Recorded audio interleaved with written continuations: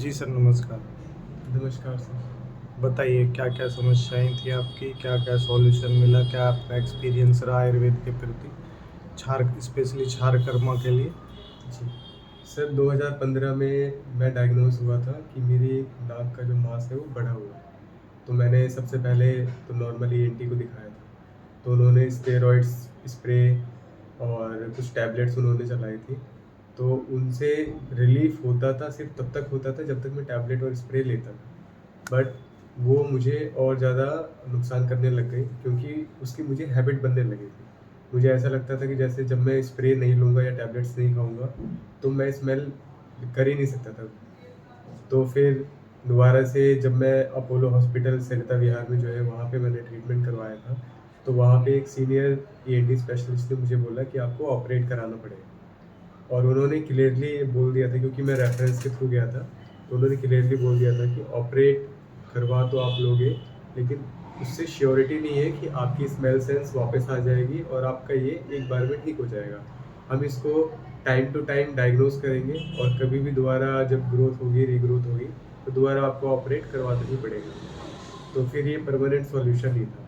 तो फिर मैं मूव ऑन हुआ होम्योपैथी पे। होम्योपैथी में मैंने बहुत मतलब बहुत जगह सर्च कर के मैंने बहुत बड़े-बड़े डॉक्टर्स को दिखाया था। तो वहाँ पे ऐसा होता था कि जब तक मेडिसिन चलती थी, तब तक धीरे-धीरे करके पहले सिम्पटम्स मेरे बहुत ज़्यादा हैवी हो जाते थे। नोज़ पूरी ब्लॉक हो जाती थी, स्वेलिंग आ जाती थी।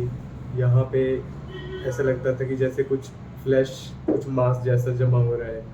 तो स्टार्टिंग में बहुत दिक्कत होती थी। फिर धीरे-धीरे करके वो रिलीफ़ होता था। लेकिन उसमें ये था कि उसमें इतने सारे परहेज़ होते थे कि मेरी बॉडी बहुत ज़्यादा वीकनेस फ़ील करने लगती थी। फिर मैंने बहुत सर्च किया आयुर्वेद के बारे में, तो मुझे वहाँ पे पता चला कि नस्से और क्षारकर्मा, ये एक ऐसी ट्रीटमेंट है, जिसके थ्रू परमानेंट सॉल्यूशन मिल सकता है, जो मुझे इससे पहले होम्योपैथी और एलोपैथी में नहीं मिला था। तो फिर मैंने सर के बारे में पता किया, अशोक सर के बारे में। तो फिर मैं यहाँ पे आया, इनसे एड्रेस मैंने लिया, मैं यहाँ पे आया। इन्होंने मुझे डायग्नोज़ किया। उन्होंने बोला कि हाँ, ये ठीक हो सकता है और ये परमानेंट ठीक हो सकता है, अगर आप रेगुलर ट्रीटमेंट करवाओगे। तो फिर मैंने बोला कि ठीक है, मैं रेगुलर ट्रीटमेंट करवाऊँगा, बट मुझे परमानेंट सॉल्यूशन चाहिए क्योंकि मैं 2015 से आज 2023 चल रहा है। मैंने बहुत सफ़र किया है, बहुत जगह-जगह दिखाया है, तो मैं बहुत परेशान हो चुका था। तो फिर सर ने मुझे श्योरिटी दी कि नहीं, आप ट्रीटमेंट करवाओ, ये सही हो जाएगा। अब उन्होंने बोला कि आप फर्स्ट सिटिंग करवाओ, अगर आपको बेनिफिट नहीं मिलेगा तो फिर आप कोई बात नहीं, आप दूसरी जगह दिखा सकते हैं। मैंने फर्स्ट ट्रीटमेंट करवाया, उन्होंने मुझे छार लगाया नाक में। मुझे लिटरली 7 दिन के बाद पूरा का पूरा स्मेल आने लगा। खुशबू मुझे जो पहले बिल्कुल नहीं आती थी, खुशबू आने लगी थी मुझे। और वीकनेस जो थी मेरी, वो वीकनेस खत्म हो गई थी।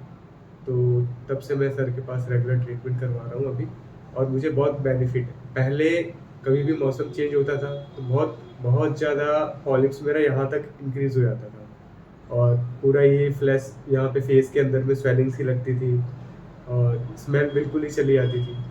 बट सर के पास ट्रीटमेंट से मुझे बेनिफिट तो है, 90% मुझे बेनिफिट अभी तक है, 10% और हो जाएगा होपफुली। तो आप क्या कहना चाहेंगे ऐसे लोगों को जो इस तरह की बीमारी से परेशान हैं?